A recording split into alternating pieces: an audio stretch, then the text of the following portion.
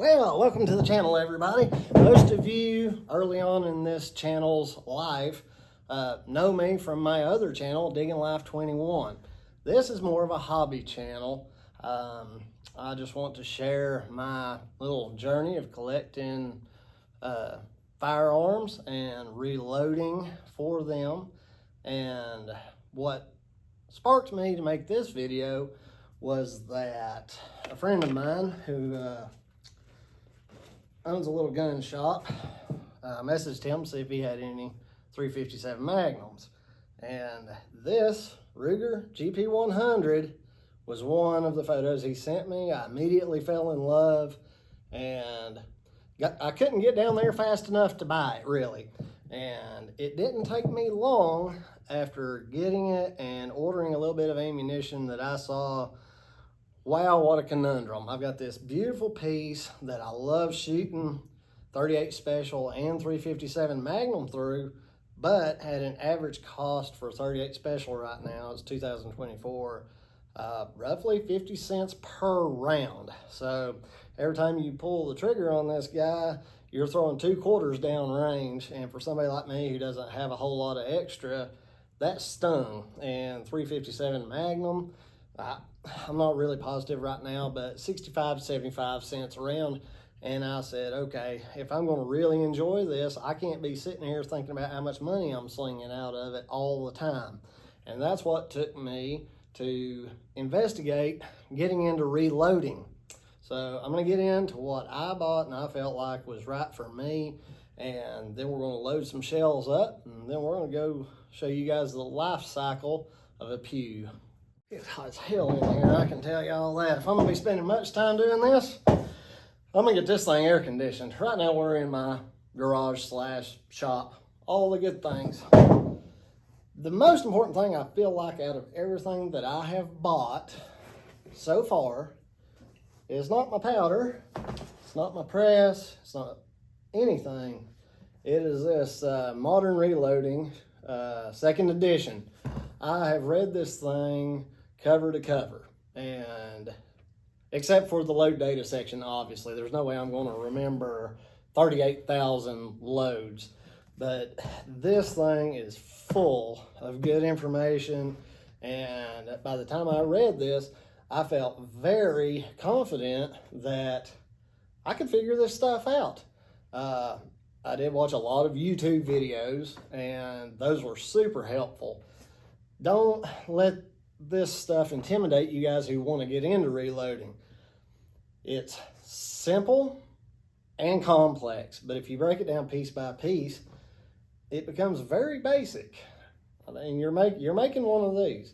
You got the primer, you got the case, you got your projectile, and inside you've got powder. Primer ignites powder, powder expands, sends the projectile flying. You just can't put too much powder in it, obviously. And that's where this comes in handy. Inside of this book, there's a beginning load, which we will shoot later, and I'm really excited to see how it does. And then you have a do not exceed load. For an amateur, I don't think there's any way that you could improve on this data, but you can use it to find loads that work best for you. Me, obviously, I'm going to shoot the lowest powder that I can and still get a little feel for that power that you enjoy when you shoot. But also, on almost all of your powder kegs, you've got load data for various types of ammunition. And what I did was I looked at the load data in here, the lowest one, the beginning load, but also the load that this recommends. Obviously, the powder company is going to want you to load a little bit heavier so you go through more powder. That's pretty obvious. But I can tell you at the end of this video, you'll be able to tell that the lowest load really gave me a thrill. Owning a business, to me, time is money. So that's going to kind of stand out when you guys see how I customized my press and what I've got on here. There are some time-saving things on here that you don't really need. Again, I'm not going to go into great detail on the press. There's so many videos of that, but if you guys want me to make a video, drop it down in the comments and I will. Smokeless powder that we're using is a propellant. It doesn't necessarily explode unless it's confined. Black powder, that's a different story. We'll get to that later on when we get into some black powder firearms from the pirate days. I'm really excited to get into that too. I looked at doing single stage presses and they looked good, but yeah, you can get those for like 50 bucks. This guy right here was like $350, but I can treat this like a single stage. If you're not very mechanically inclined, which I come from a machining and welding shop background, so I understood progression of parts. You can take this rod out right here in this in the middle of this press, and it will not advance the shells, making this pretty much a single stage press. You can do it as a two station. You can set this thing up however you want, and that's what really drew me to it. I'm like, you know what? I'm one of these people that I find if I just buy the best thing I can to begin with, I'm usually happy. But when I try to cheap out, I have regrets. So that's what I did. Bought this Lee 6000 progressive press. I bought the Lee carbide dies because you don't necessarily have to lubricate the cases, which I'm going to end up lubricating them once I get into doing like a whole bunch of these. I'm really excited to put this thing to work. Next thing I ordered was my powder scale, and this is a Hornady electronic scale. Love this little guy, and it is super accurate. You calibrate it, you zero it, and to the 10th of a grain, you've got accuracy. And that makes a difference when your minimum load, like what we're doing today, the minimum load is 3.2 grains, the max is 3.8. And I can tell you a grain is based on a wheat grain, which is tiny. And you can't pinch this and measure it out hardly, especially a beginner, somebody new to it like me. I found really quickly, just dabbing a little bit, man, you can really add a lot of grain weight very quickly with very little powder. Next thing for my press that I got is I got an automatic case feeder, which is super cool. You'll get to see it. Automatic bullet feeder. I got this thing set up to where all I have to do is actuate it. This is about how fast I'm going to be able to make a bullet. Every time this handle goes up, that's another cartridge. Loaded cartridge. Is that not cool? I also added to this press a powder check, and it's got a little thing on it, a needle that when this comes up, the powder on the inside of that case pushes this up. And that tells me that it does have a charge, and it'll also indicate where it's at. Is it an overcharge? Is it undercharge? So safety is everything in this. Safety first, then we want to make shells. I also got this automatic powder charger. For this first load, I'm not using this. I'm actually measuring it out and using my powder trickler, which you spin this and it trickles little bits of gunpowder at a time. It's also a Hornady. I'm not going to move it because it's got powder in it now. And if I move it, powder's going to come out. So we don't want to do that. For the meantime, I'm using just a powder funnel. And once I get it charged, I just carry my little powder tray there, pour my powder in, and we're off to the races. I'll show you guys in a future video how I set this up. At some point in this video, I will tell you guys exactly how much it costs me to make these. And it is quite the savings. I went through Midway USA, like I do for all of my supplies, to get the actual projectiles, and for my brass I went through East Coast Reloading Supplies, and I ordered once fired. I don't know how they know that, but this is pre-fired shells, and they do have a spent primer in them. These amounted to about 8-9 cents per brass casing, which is odd because the projectile that we're shooting is also about 8 cents. Primers. For these loads, I'm using CCI small pistol primers. These amounted to about 10 cents per primer. Not too bad. Here's the coolest thing. I have 8 pounds of Hodgdon tight group powder.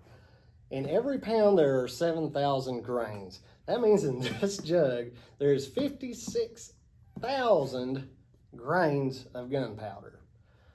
In each one of these cases, I'm going to be loading 3.2 grains is all it takes. And I'll show you guys how much that is in the measure here in a few minutes. That means I think I can load 17,500 rounds of 38 special. Now that's a light load, but I think it'll be enough to have some fun with. And we won't get into all the calibration and all that stuff. This is my little powder holder. And what I do after every one of them, I'll set that guy on there and I'll zero it, make sure it's zeroed. Then I take my little, I'm gonna pull this off with you guys. There we go. All right, so we're just gonna get us a little bitty scoop here. And what I would do is just kind of, sorry, I've had too much coffee today. That'll be obvious when I go out there and start shooting.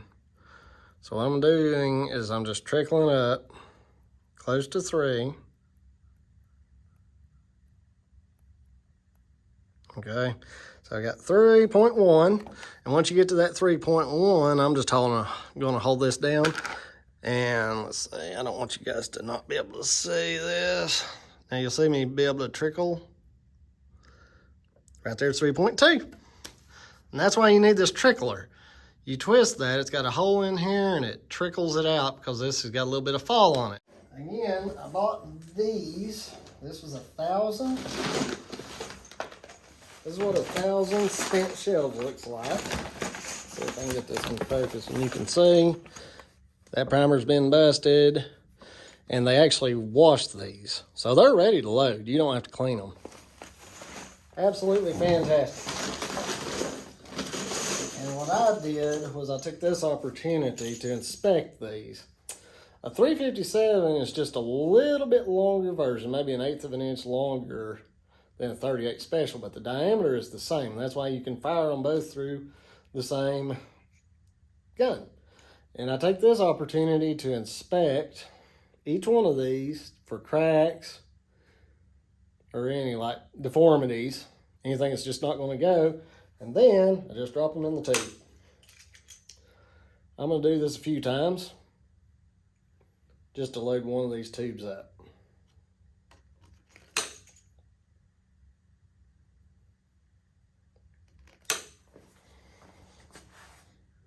And see, this is good.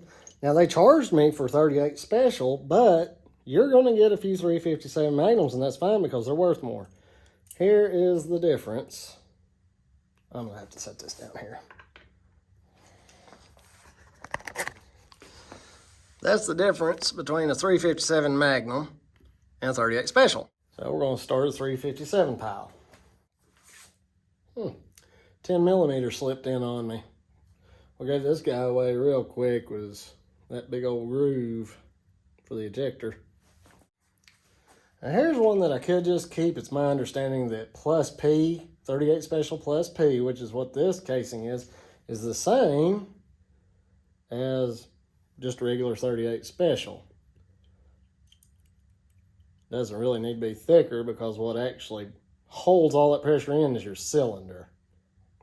But I'm going to put the plus P's in my separate box because I'll be loading those with 38 Special plus P loads. See, now here's one with the mouth of it. It's pretty well got a flat spot there, but I believe my full-length resizing die will probably push that out. And for our projectile, I'm doing These 38 caliber, 158 grain. Just going ahead and doing hollow points. And for some reason on Midway's side, it says that there's not a coating on these projectiles, but there is. It's kind of like a waxy type of a coating. And it does have a cantilure line, which is, sorry about that bright light. That line right there at my fingernail. That right there holds your lubricant. That cantilure line tells you right where your case should go to, and I have tested it, and these are correct. And for those who are screaming at me saying that you're going to end up with cancer handling that lead, no, I'm not. One thing that's protected me is that coating on here. Second, I'm not going to put my hands in my mouth. I'm going to go as soon as I get done doing what I'm doing, and I'm going to wash my hands really, really good. Fun fact, a human body can process and expel lead. It's just very, very slow. You don't want to breathe it in and all that stuff. That's the biggest thing, breathing lead dust. From my research, the highest chance of being contaminated with lead and getting into my body is if I tumble clean this, and when you go to pour out, your brass from the media, there's like a powder of lead in the air, and that's no bueno. That is bad news. Which I plan on casting my own bullets at some point. It's going to be a lot of fun. You just got to do your research and be careful. Be careful with everything you do. That should be just kind of a general rule in life, I think. Now, is this not a thing of beauty? All that brass. I've got 5 tubes. Each tube, I think, holds 14 cases. And then I don't know how many projectiles. It depends on what size and grain mass and everything. It's a lot. I've got a lot of projectiles loaded up. And when one of these tubes runs out, this thing will rotate to the next tube. And same thing here. There's a lot to keep track of right here. So I'm going to concentrate on what I'm doing. I'm no seasoned veteran at this. But I'm going to set the camera up and you guys can see the process of what this is going through. YouTube's guidelines apparently on firearms are really not that bad. They just want it to stay family friendly, and they go a little overboard, but when it comes to our kids, can you really go overboard? So that's all I'll say about that. Their rules do not allow me to show you guys how to make these projectiles every step from start to finish. So I'm not going to include every step in this video. So YouTube, please don't give me a strike. Oh, before we get going, I was going to show you guys just how much powder goes into one of these cartridges. Look at this. It is absolutely minute. So that one bumped up just a little. I think when I went to grab this the first time, it trickled just a little bit more out, but that is almost like a pinch of salt when you're cooking. See, that is all that makes that loud boom. And that's it. Let's get loading.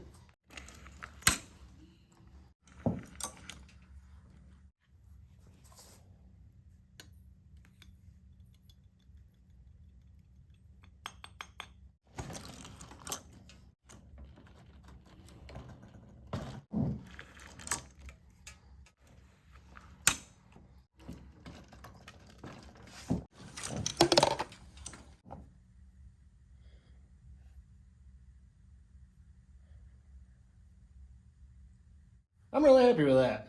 Let's make about 5 more of these. We'll go outside, test them out, and that'll probably be about the end of this video. But if I get enough comments interested in how to set up this automatic powder charger to where we don't have to measure it out and scoop it and pour it every time, I'll make a video. If not, I won't.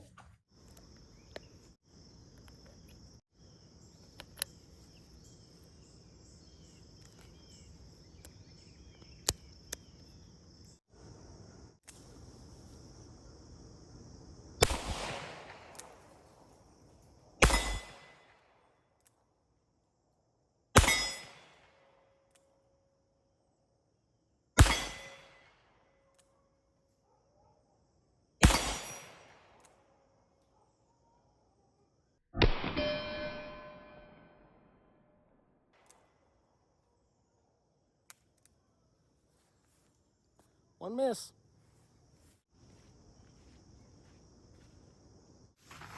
Well, look at that. There's our other bullets, I think. I'll be able to save up all this lead and cast my own rounds one day. Super light load with the tight group. Hits hard enough to where you feel it, you get some satisfaction, but it's really not that loud. I don't think even the neighbors are gonna mind. Well, I am absolutely thrilled with how that turned out. All 6 shots went boom. I did miss the one. Don't you guys tell anybody, that would be horribly embarrassing. There wasn't a lot of recoil with that load. Obviously, it's the lowest just about that you could go, but it was more of like a pulse. So it was still really fun to shoot. Significantly more of a pulse than like a 22, but hey, I like plinking with 22s too.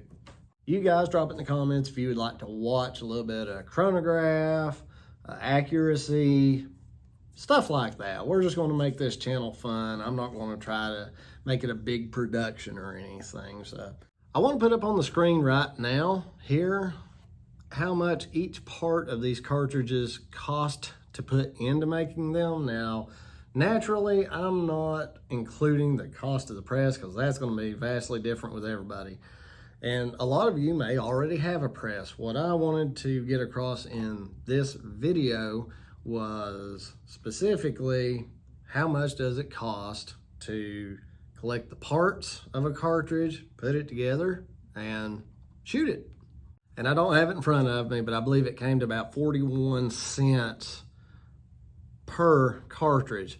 Where your savings really take off is after the initial purchase of either used brass, or if you buy factory ammunition and you fire it, you now have brass that, of all my reading, most people say you should retire it after 8 reloads, but at the low power that we're putting through these, I really think I'll be able to just keep on reloading them, because when I opened the cylinder to eject them, they weren't expanded. They didn't get fire formed to the inside of that cylinder. They practically just fell out.